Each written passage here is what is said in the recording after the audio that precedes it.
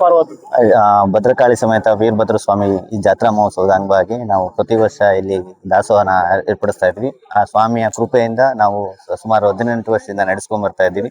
ಈ ವರ್ಷದಿಂದ ನಮ್ಮ ಪ್ರಧಾನ ಅರ್ಚಕರು ಫಣಿಭೂಷಣ್ ಸಾಹೇಬ್ ಸ್ವಾಮಿಗಳು ನಮ್ಗೊಂದು ಅಪ್ಪಣೆ ಕೊಟ್ಟಿದ್ದಾರೆ. ಮುಂದಿನ ವರ್ಷ ಮುಪ್ಪರಿಗೆ ರಥನ ನೀವು ಮಾಡಿಸ್ಕೊಡ್ಬೇಕು. ನಾನು ಅದಕ್ಕೆ ಗದ್ದೆ ಹಾಕಿದ್ದು ಮಾಡಿಸ್ಕೊಡ್ತೀನಿ. ಅದು ಮುಂದಿನ ವರ್ಷದಿಂದ ನಾವು ಮಾಡ್ತಾ ಇದೀವಿ. ಈ ವರ್ಷ ನಮಗೆ ಗೊತ್ತಿರ್ಲಿಲ್ಲ, ಮೊದ್ಲೇ ಗೊತ್ತಾಗಿದ್ರೆ ಈ ವರ್ಷ ಮಾಡ್ಬೋದಿತ್ತು. ಆ ಸ್ವಾಮಿ ಕೃಪೆ ಏನಿದೆಯೋ ಆ ಕೃಪೆ ಪ್ರಕಾರ ನಡೀಲಿ. ನಾವು ಮುಂದಿನ ವರ್ಷದಿಂದ ಅದನ್ನ ನಡೆಸ್ಕೊಡ್ತೀವಿ. ಇಲ್ಲಿ ಹಿಂದ್ಲಿಂದಲೂ ಇಲ್ಲೊಂದು ಪ್ರತೀತಿ ನಡ್ಕೊಂಡ್ ಬಂದಿದೆ. ಇದು ನಮಗ್ ಗೊತ್ತಿರೋದಿದ್ದು ತಲತಲಾಂತರದ 800 ವರ್ಷದ ಇತಿಹಾಸ ಇರ್ತಕ್ಕಂಥದ್ದು. ಈ ದೆವ್ವದ ಜಾತ್ರೆ ಏನು ಅಂತಂದ್ರೆ ತುಂಬಾ ಪುರಾತನವಾಗಿ ನಡ್ಕೊಂಬಂದಿರ್ತಕ್ಕಂಥದ್ದು. ಇಲ್ಲಿ ಏನು ಮಾನಸಿಕವಾಗಿ ಅಸ್ವಸ್ಥರಾಗಿರ್ತಾರೆ ಅಂತ ಹೇಳ್ತಾರಲ್ಲ, ಹಂಗೆ ಆ ಮಾನಸಿಕವಾಗಿ ಅಸ್ವಸ್ಥರಾಗಿರ್ತಕ್ಕಂಥವ್ರು ನಮ್ ಬೆಟ್ಟಕ್ಕೆ ಬರ್ತಾರೆ. ನಮ್ ಬೆಟ್ಟಕ್ಕೆ ಬಂದು ಅಲ್ಲಿ ಆಚಾರ್ಯರನ್ನ ಕರ್ಕೊಂಡ್ ಬಂದ್ಬಿಟ್ಟು ಒಂದು ಮುಳ್ಳು ಕಲ್ಲು ಮುಳ್ಳು ಅಂತ ಅಂದ್ಬಿಟ್ಟು ದೆವ್ವಿನ ಆಕಾರ ಇರ್ತಕ್ಕಂಥದ್ದು ಒಂದು ಇದನ್ನ ಮಾಡಿ ಒಂದು ಮುಳ್ಳನ್ನ ಉಯಿಸ್ತಾರೆ ಅಲ್ಲಿ ಮೆಟ್ಲುಗಳ ಮೇಲೆ.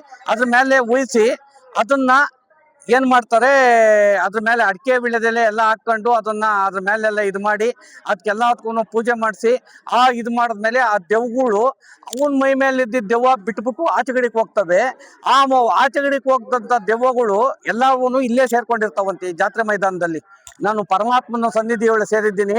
ನೀನು ಭೂತನಾಥ ಒಳಗೆ ಒಡೆಯ, ನೀನು ಭೂತನಾಥನಿಗೆ ಅಧಿಪತಿಯಾಗಿರ್ತಕ್ಕಂಥ ವೀರಭದ್ರ, ನಿನ್ನ ಸನ್ನಿಧಿ ಒಳಗೆ ನಾವು ಸೇರ್ಕೊಂತೀವಿ. ನಮ್ಗೆ ಒಂದು ದಿವಸ ಜಾತ್ರೆ ಮಾಡಕ್ಕೆ ಅನುಕೂಲ ಮಾಡಿಕೊಡುವಂತ ಅಂತ ಕೇಳಿದ್ವಂತೆ. ಅವತ್ತಿಂದ ಇವತ್ತುವರೆಗೂ ಏನ್ ಮಾಡ್ತಾರೆ ಅಂತ ಅಂದ್ಬಿಟ್ಟು ಯಾರು ನೋಡೋದಕ್ಕೆ ಹೋಗೋದಿಲ್ಲ. ಅದು ಜಾತ್ರೆ ನಡೆಯುತ್ತೆ ಅಂತ ಅನ್ನೋದು ಮಾತ್ರವನ್ನು ನಡೆಸ್ಕೊಡ್ತಲೇ ಇದ್ದೀವಿ ಅವತ್ತಿಂದ ಇವತ್ತುವರೆಗೂ. ಏನೇನ್ ಪ್ರೋಗ್ರಾಮ್ಗಳಾಯ್ತು, ಏನೇನ್ ಪೂಜೆಗಳು ಇಟ್ಕೊಂಡಿದ್ದೀರಿ? ಏನಿಲ್ಲ, ನಿನ್ನೆ ಸಂಜೆ ಆರತಿ ಅಗ್ನಿಗೊಂಡ ಅಂತ ತುಂಬಾ ಚೆನ್ನಾಗಿ ನಡೀತು. ರಾತ್ರಿ 12:30ಗೆ ಮುಗೀತು ಅದು ಆರತಿ ಅಗ್ನಿಗೊಂಡ. ಇವತ್ತು ಬೆಳಗ್ಗೆಯಿಂದಲೂ ಸಹ ಮಹಾರುದ್ರ ಬೆಟ್ಟದ ಮೇಲಿಂದ ಭದ್ರಕಾಳಿ ಸಮೇತ ಇಳಿದು ಬಂದು ಸುಮಾರು ಎಲ್ಲಾ ಭಕ್ತರ ಅಪೇಕ್ಷೆಗಳ ಮೇರೆಗೆ ಅವರವರು ಸುಮಾರು 120 ಅರವಟಿಕೆಗಳನ್ನ ಹಾಕಿರ್ತಾರೆ. ಅವ್ರೆಲ್ಲಾರು ಸಹ ಅವರ ಕೊಪ್ಪಳುಗಳಿಗೆ ಕರ್ಕೊಂಡೋಗಿ ಅವನ ಮಹಾರುದ್ರನ್ನ ಕರೆಸಿ ಕುಂಡಿಸಿ ಅವನಿಗೆ ವಿಶೇಷವಾದಂತ ಆರತಿ ಮಂಗಳಾರತಿ ಎಲ್ಲದನ್ನು ಮಾಡಿಸಿ ಬರ್ತಕ್ಕಂಥ ಅವ್ರ ಕೈಲಾದಷ್ಟು ಯಥಾಶಕ್ತಿ ಪ್ರಸಾದ ವಿನಿಯೋಗ, ಈ ಪಾನಕ ಇರ್ಬೋದು, ಮಜ್ಜಿಗೆ ಇರ್ಬೋದು, ಕೋಸಂಬರಿ ಇರ್ಬೋದು, ಮತ್ತೆ ಹಣ್ಣಂಚದ್ರಿಂದ ಇರ್ಬೋದು, ಮತ್ತೆ ವಿಧವಾದಂತ ಭಕ್ಷ್ಯಭೋಜಗಳನ್ನ ಅವ್ರವ್ರಿಗೆ ಏನೇನ್ ಭಗವಂತ ವೀರಭದ್ರಪ್ಪ ಬುದ್ಧಿ ಕೊಡ್ತಾನೋ ಆ ಇದಕ್ಕೆ ತಕ್ಕಂತೆ ಪ್ರಸಾದ ವಿನಿಯೋಗ ಮಾಡಿಸೋದ್ರಿಂದ ಹಿಡಿದು ಎಲ್ಲನೂ ಸಹ ಅವ್ನು ಭಗವಂತ ವೀರಭದ್ರಪ್ಪ ಶಕ್ತಿ ಕೊಟ್ಟು ಮಾಡಿಸ್ಕೊಂತ ಇದ್ದಾನೆ. ಇನ್ನೇನೀಗ ಕೆಲವೇ ಕ್ಷಣಗಳಲ್ಲಿ ರಥೋತ್ಸವ ಆರಂಭ ಆಗುತ್ತೆ. ಎಲ್ಲಾ ಕೊಪ್ಪಳುಗಳಿಗೂ ಸಹ ಮಾರುದ್ರ ಹೋಗಿ ಬರ್ತಾ ಇದ್ದಾನೆ. ಇದಾದ ನಂತರ ರಾತ್ರಿಗೆ ಸುಮಾರು ಒಂದು 100,000-1,200 ಉತ್ಸವಗಳು ನಡೀತವೆ. ಅದಾದ ನಂತರ ನಾಳೆ ಸಂಜೆಯಿಂದ ವಾಹನಗಳೆಲ್ಲ ನಡೀತವೆ.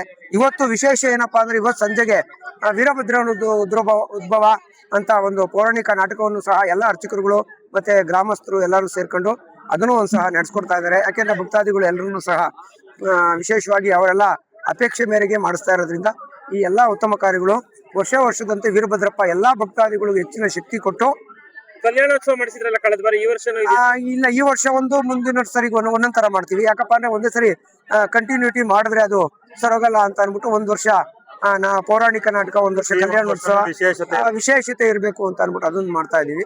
ಹಂಗಾಗಿ ಎಲ್ರಿಗೂ ಒಳ್ಳೇದಾಗ್ತಾ ಇದೆ. ವೀರಭದ್ರಪ್ಪ ಎಲ್ಲರಿಗೂ ಜೋರಾಗಿರುತ್ತೆ ಸರ್. ಎಲ್ಲಾ ಉತ್ಸವನು ಚೆನ್ನಾಗಿರುತ್ತೆ. ಅತಿ ವಿಶೇಷವಾದದ್ದು ಎಲ್ಲಾನು ವಿಶೇಷನೇ ಸರ್. ಇಲ್ಲಿ ವೀರಭದ್ರಪ್ಪನ ಜಾತ್ರೆ ಅಂದ್ರೆ ಎಲ್ಲಾನು ವಿಶೇಷನೇ. ಹಾಗಾಗಿ ನಾಳೆ ಸಂಜೆಗಡೆ ಒಂದು 3 ವಾಹನಗಳು ನಡೀತವೆ. ಶನಿವಾರ ನಡೀತವೆ, ಭಾನುವಾರ ನಡೀತವೆ, ಸೋಮವಾರ ಸಹ ನಡೀತದೆ. ಮಂಗಳವಾರ ವಿಶೇಷತೆ ಏನಪ್ಪಾ ಅಂದ್ರೆ, ದೇವ್ರ ಊರಿಗೆ ಹೋಗೋದಕ್ಕೆ ಮುಂಚೆ ಈ ನಮ್ಮ ಚಿಕ್ಕಹಳ್ಳಿ, ಹಿರೇಹಳ್ಳಿ, ಲಕ್ಷ್ಮೀನಗರ ಇವರೆಲ್ಲರೂ ಸಹ ಸ್ವಯಂ ಪ್ರೇರಿತರಾಗಿ ಬಂದು ಈ ತೇರನ್ನ ಕಟ್ಟಿರ್ತಾರೆ. ಆ ರಥೋತ್ಸವ ನಿರ್ವಹಣಾ ಮತ್ತೆ ಕಳ್ಚೋದು, ಬಟ್ಟೆ ಹಾಕೋದು, ತೆಗೆಯೋದೆಲ್ಲ ಅವ್ರದ್ದು ಸೇವೆಗಳು ಇರ್ತದೆ. ಅವತ್ತು ಉತ್ಸವಗಳು ವಾಹನಗಳೆಲ್ಲ ಇರುತ್ತೆ. ಅವ್ರನ್ನು ಸಹ ಅವ್ರದ್ದೊಂದು ಸೇವೆ ಅವಕಾಶ ಮಾಡಿಕೊಟ್ಟು ವೀರಭದ್ರಪ್ಪ ಅವರು ನಡೆಸ್ಕೊಡ್ತಾರೆ. ಎಲ್ಲಾ ಭಕ್ತರು ಸಹ ಹೆಚ್ಚಿನ ಸಂಖ್ಯೆಯಲ್ಲಿ